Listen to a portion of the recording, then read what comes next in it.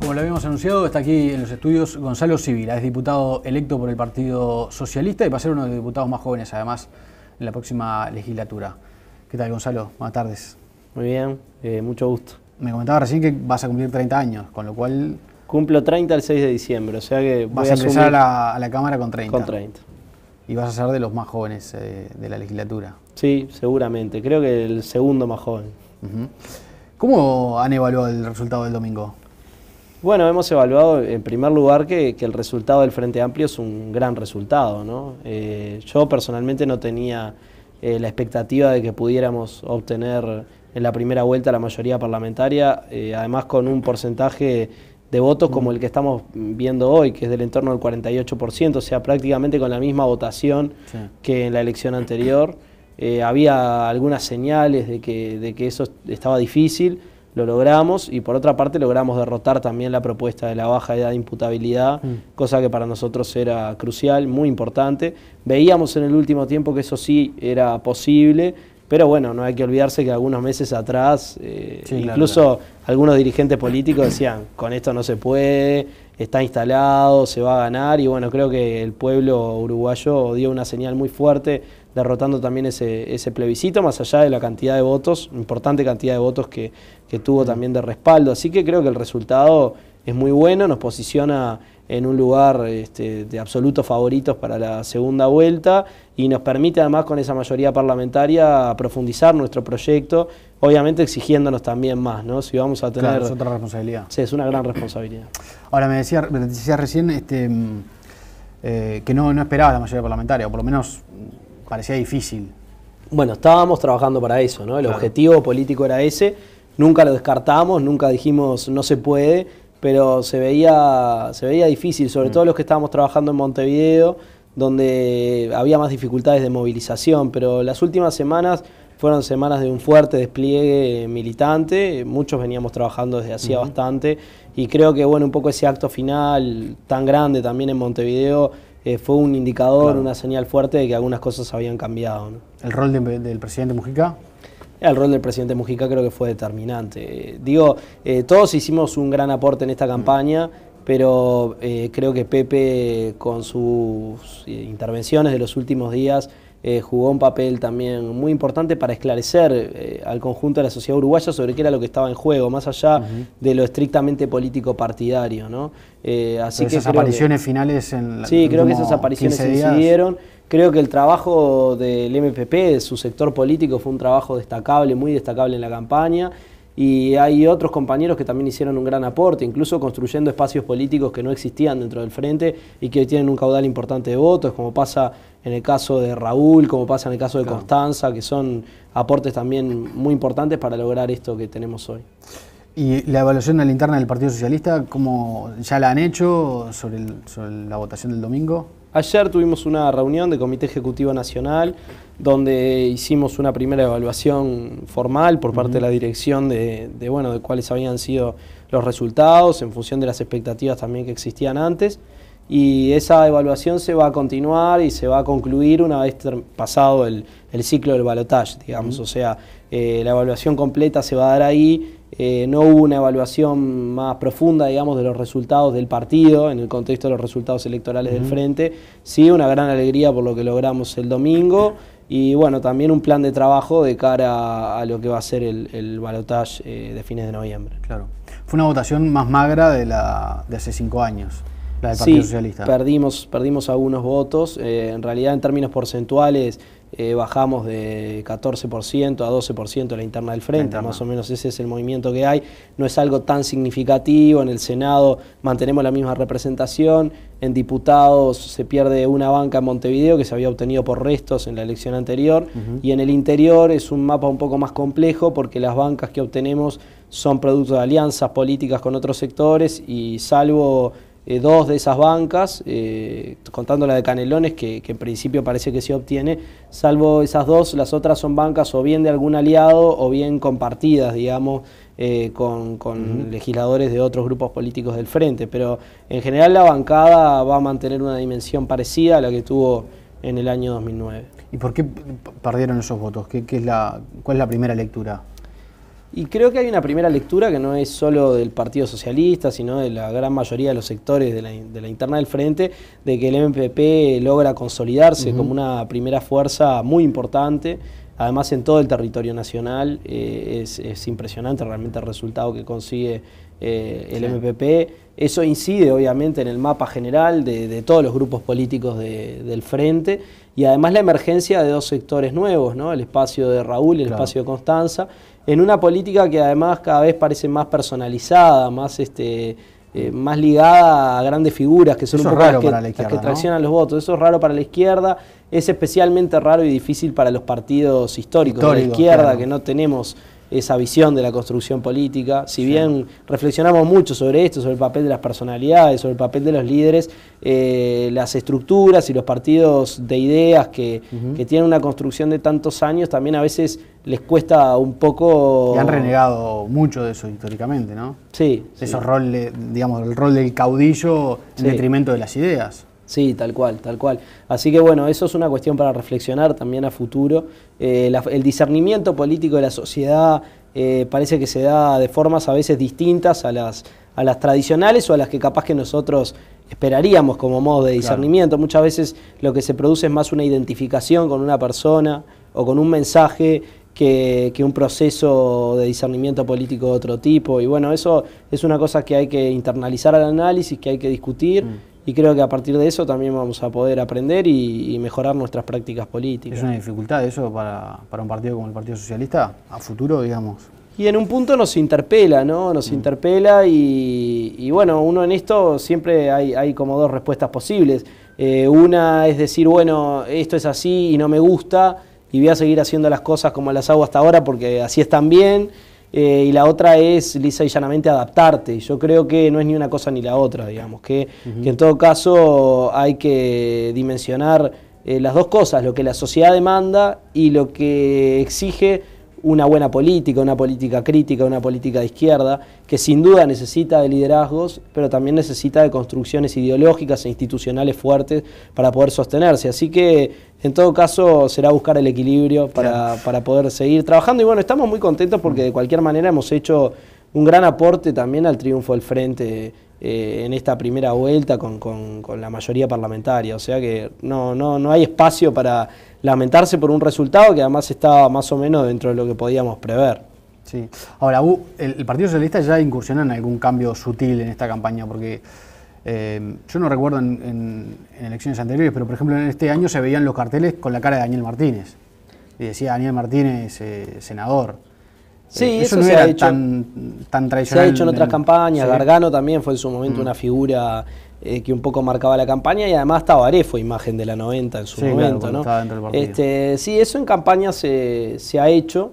De cualquier manera, bueno, no es lo mismo una figura o una imagen pública que un caudillo o que un líder de masa. Son fenómenos distintos que también hay que estudiar cómo se producen, porque los caudillismos o los liderazgos de hoy no son iguales tampoco a los de hace algunas décadas, ¿no? Esas son cosas que en la sociedad... Lo que pasa es que el Frente, a uno le da esa sensación, también quedó un poco atrapado en eso, porque con figuras tan populares como Tabaré Vázquez o como Mujica, es difícil renegar de eso, ¿no? Digamos, esos líderes son los que al final le hacen ganar al Frente 3 gobiernos seguidos. No, y no podemos. Y quizás un tercero. No, y no podemos renegar porque esas figuras se expresan muchísimo, además. Se expresan una visión de la izquierda uruguaya, un proyecto de país. O sea que en ningún caso es renegando de esas figuras que nosotros podemos construir para adelante. En todo caso, digo de las personas, sino del fenómeno, ¿no? Sí.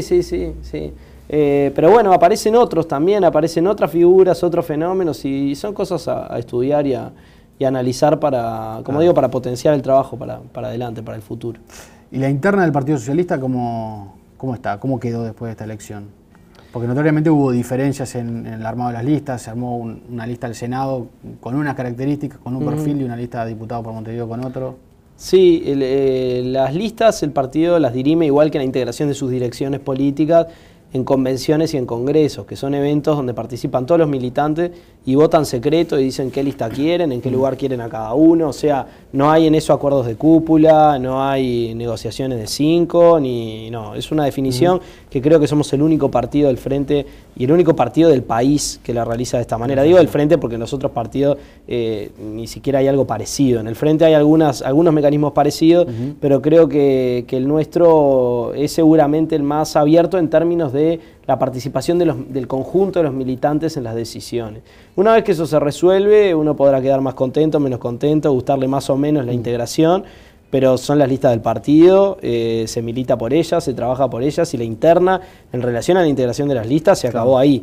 Después, obviamente, como siempre sucede en una organización democrática, vamos a seguir teniendo coincidencias y diferencias y las vamos a seguir discutiendo en relación a todo, también en relación a la evaluación de los procesos electorales, de los resultados, porque bueno, eso hace a una organización grande y democrática. Yo no me asusto de esas diferencias y creo que lo importante es que a partir de esas diferencias seamos capaces de construir una síntesis y que ese sea el mensaje que el partido le transmita a la sociedad, ¿no? Porque en ese proceso hubo jornadas un poco calientes, ¿no? A la interna del partido. Después se calmó el clima en la campaña, digamos. Sí, o sea, no. Una cosa es el momento en que se está dirimiendo la integración de una lista, de una dirección, que siempre hay algún ánimo un poco más caldeado, discusiones intensas, cada uno presenta sus argumentos, presenta sus propuestas, y otra cosa es la etapa de campaña, donde en definitiva lo fundamental es la acción para salir a ganar por un proyecto de país, no solamente por el partido, por el proyecto del partido a largo plazo histórico, sino por un proyecto de país para esta etapa también que viene, para poder consolidar y profundizar lo que estamos construyendo. Así que ahí la interna pasa a un segundo plano. Búsqueda publicó hoy que el ala, o que algunos dirigentes o militantes del ala renovadora llamaron a votar por la lista 1303 y no por la 90 en Montevideo. ¿Vos lo notaste eso? Yo no, a mí no me consta, digamos, que eso haya pasado así. Uno siempre recibe comentarios, testimonios de gente, etcétera, de cosas que pueden haber sucedido. Me llegó algo por el estilo, pero la verdad que yo, si la fuente de búsqueda, digamos, en lugar de decir eso, denunciar eso en la interna del partido, se lo dice a búsqueda, para mí ya pierde confiabilidad hasta el dato, hasta la información. Pero si a vos te había llegado, porque búsqueda sí, no pero me había llegado también informalmente, entonces digo, sería bueno que si algo de eso pasó, se diga donde se tiene que decir y se discuta. Yo, si llego a tener algún elemento más contundente sobre eso, perdé cuidado que lo voy a poner. ¿Es un hecho grave para vos eso? Sí, eso sería un hecho muy grave, sería un hecho muy grave porque, bueno, como te decía, nosotros discutimos, dirimimos nuestras listas, dirimimos la integración de nuestras direcciones y una vez que eso está resuelto, se sabe que todos nosotros tiramos para el mismo lado, digamos. Hacer campaña por una propuesta distinta a la del partido no es en absoluto adecuado para un militante y menos para un dirigente del partido, ¿no? Así que sí, obviamente que si eso hubiera pasado sería grave. De cualquier manera, si algo de eso pasó, que hay que decirlo en tal caso con pruebas, con testimonios, con una cosa bastante más contundente de lo que te puede llegar de costado o de lo que alguien le puede decir a la prensa, son actitudes aisladas, no lo podemos atribuir a una decisión política de un ámbito orgánico o de un conjunto de compañeros de la organización. Puede haber tenido consecuencias electorales, si eso hubiera pasado y hubiera sido una práctica más o menos sistemática de algunos compañeros, puede haber tenido consecuencias electorales, sin duda que sí. Expliquemos que la 1303 llevaba la misma plancha al Senado, pero no en diputados. Entonces, no era la única lista, además, en Montevideo, que llevaba Senado 90 y no llevaba nuestra lista de diputados. Esa fue una decisión de la Dirección Nacional del Partido respecto de la construcción de una política de alianzas para potenciar el Senado 90. Esto se ha hecho en otras campañas también y obviamente que independientemente de que existan o no existan esas situaciones de las que se habla en esa nota, esas listas en un punto pueden haberle quitado algunos votos a la 90 porque era una forma de votar el Senado 90 sin votar la lista 90. ¿Pero tuvieron una sobrerepresentación en alguna de esas listas? ¿Notaste que había listas que habían votado más de lo razonable? Es muy difícil de medir eso, es muy difícil de medir. En realidad, en el caso de Montevideo hay 4 listas de esas características Una es la lista del POR, que es una lista bien distinta, con una identidad histórica propia, que no se presta para esas confusiones. Y después hay 3 listas más que obtuvieron más o menos 2.000 y pico, 3.000 votos en algún caso cada una. Que es un conjunto importante de votos para listas que no tienen de repente una marca instalada, ¿no? Pero bueno, decir pero ese es un dato relevante.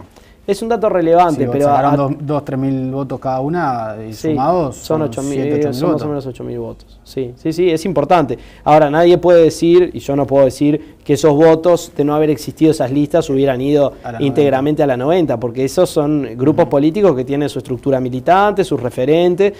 No sé si el alcance real de la lista es el que se dio en la interna, pero también decir que eso es producto de una confusión o de una campaña paralela o lo que fuere, sería irrespetuoso con los compañeros que conducen esos grupos políticos y que hicieron campaña por esas listas y que consiguieron esos votos, o por lo menos el grueso de esos votos, ¿no? Ahora, ¿eso puede generar un quiebre a la interna del partido? No. ¿Un hecho de esas características? No, quiebre no. Nosotros, a ver, el Partido Socialista, yo siempre en todas las entrevistas me preguntan sobre la interna, porque nuestra interna es muy, muy interesante y atractiva. Sí. El Partido Socialista tiene una historia de corrientes de opinión interna muy fuerte, no de ahora, de la década de los 60, de la salida de la dictadura, de antes. Terminamos con uno de nuestros fundadores, Emilio Frugoni, fuera del partido. O sea, la historia del Partido Socialista es una historia de corrientes de opinión internas también muy fuertes, que siempre discutieron, dirimieron en la interna sus posiciones y alguna vez implicó también ruptura.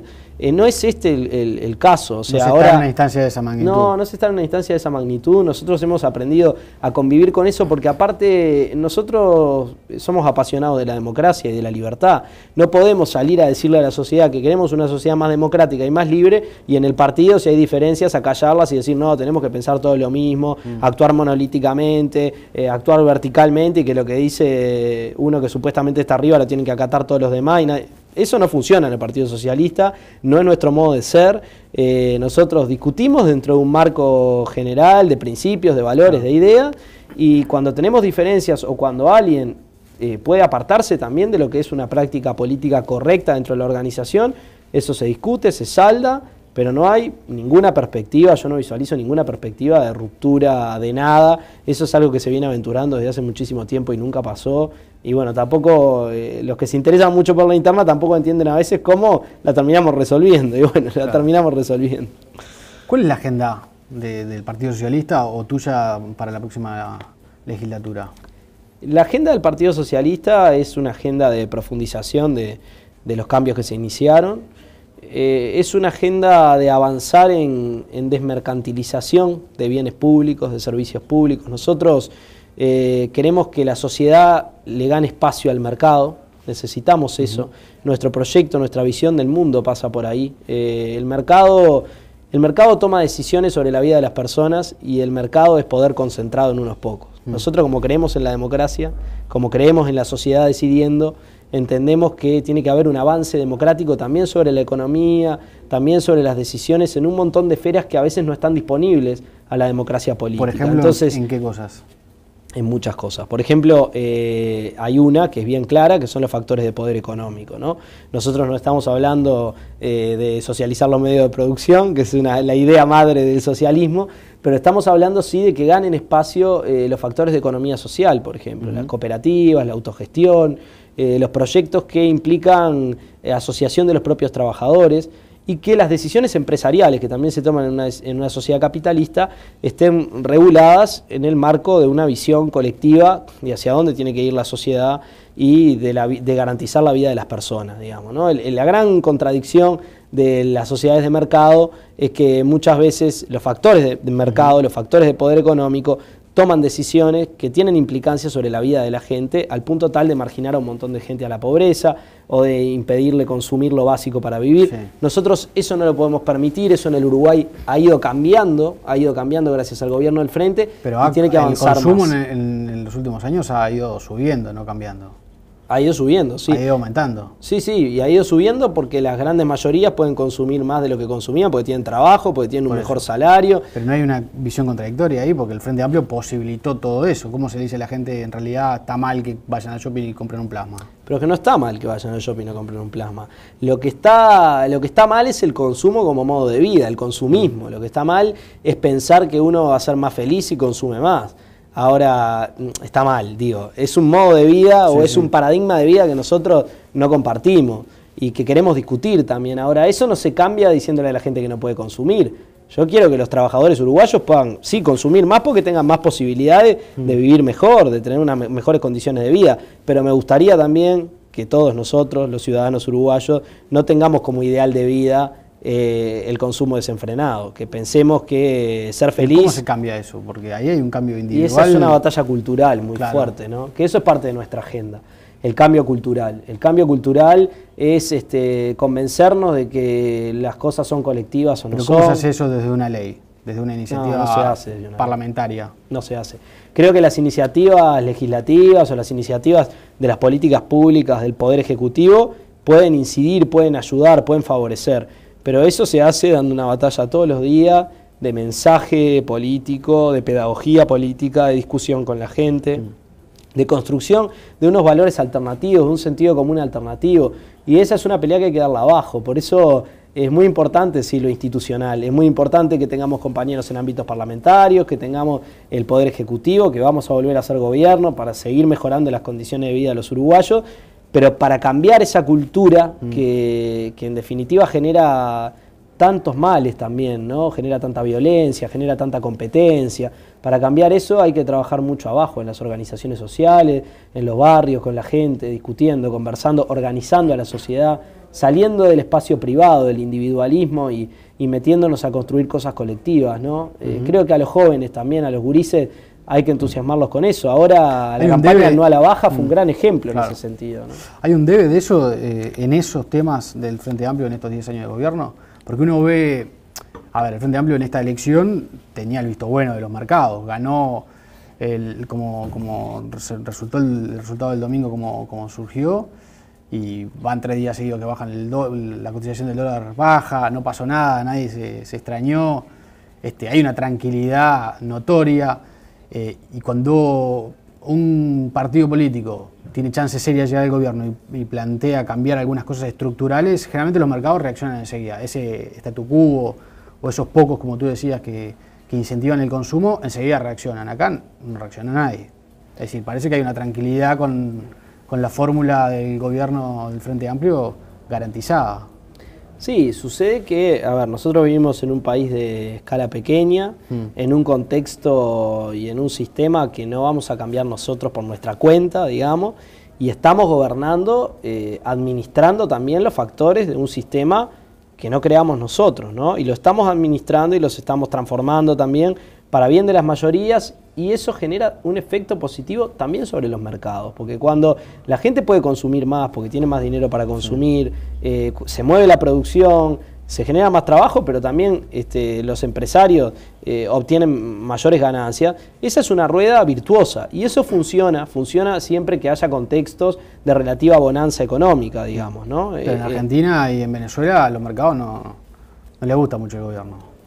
Ni las políticas económicas del gobierno. Son escalas. Acá los mercados no tienen problema con la política económica. Son escalas diferentes, son políticas más intervencionistas seguramente sobre esos mercados, producto de las escalas diferentes y de que para hacer determinados cambios en esas sociedades hay que proceder de maneras distintas a las que se procede acá, ¿no? Más allá de los matices que se pueda tener también con esas políticas.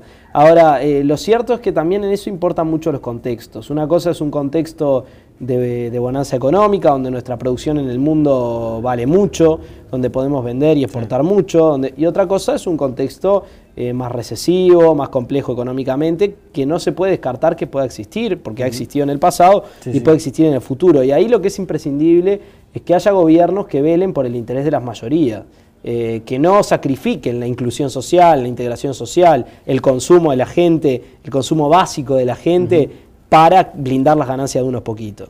Y eso lo garantiza el Frente Amplio, Hoy el Frente no representa un riesgo para nadie en esta sociedad, porque nosotros venimos de 10 años en los cuales lo que hemos hecho es hacer crecer al país económicamente de una manera brutal y queremos seguir por ese camino.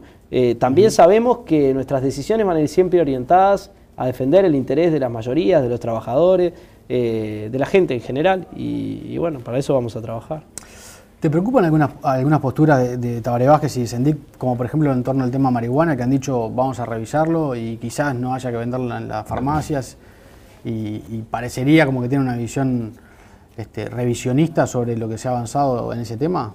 Me parecen aspectos instrumentales en todo caso, ¿no? O sea, no han cuestionado la regulación del mercado de la marihuana, que es la Sendik ha dicho que está en contra. Nosotros hemos aprobado. Dijo que estaba en contra directamente. También aclaró que era una posición personal, individual, y que no tenía implicancias políticas en el sentido de que esa ley es acompañada por el conjunto del Frente Amplio y se va a ejecutar. Tabaré lo dijo con mucha claridad. Otra cosa es discutir dónde se va a vender. Parece que es un aspecto totalmente instrumental. Pero te parece que ahí no puede haber una vuelta atrás. Respecto de la regulación del mercado de cannabis, creo que no, creo que es un avance y creo que es también un ensayo interesante. Tenemos que ver qué sucede con eso e ir en todo caso adecuando en función de cómo evoluciona la realidad, porque nuestras propuestas, nuestras políticas no son una cosa que viene de una vez para siempre a quedarse estanca, así fija como estuvo previsto. Se va a ir también corrigiendo, modificando, ajustando en función de cómo evolucione, porque lo que tiene esa política son objetivos, algunos objetivos bien claros. Uno tiene que ver con ganarle un espacio, un terreno a una economía ilegal y basada en realidad en el crimen, en el delito, y que tiene muchas consecuencias negativas sobre la vida de nuestra gente, que es el narcotráfico. Nosotros le queremos ganar terreno a eso, queremos ganarle espacio a eso. Queremos también proteger la salud de los consumidores.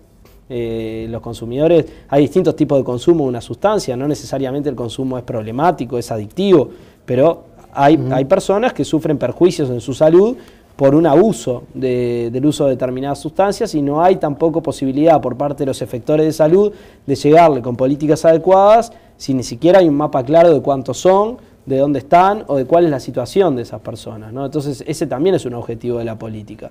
En todo caso, iremos adecuando la política en función de los objetivos que queremos lograr y hay algo que también tiene que ver con la libertad y con los derechos que está comprendido en esta ley y que es una evolución y nosotros en eso no vamos a volver atrás. Te agradezco mucho por haber venido. Te agradezco a vos por la invitación.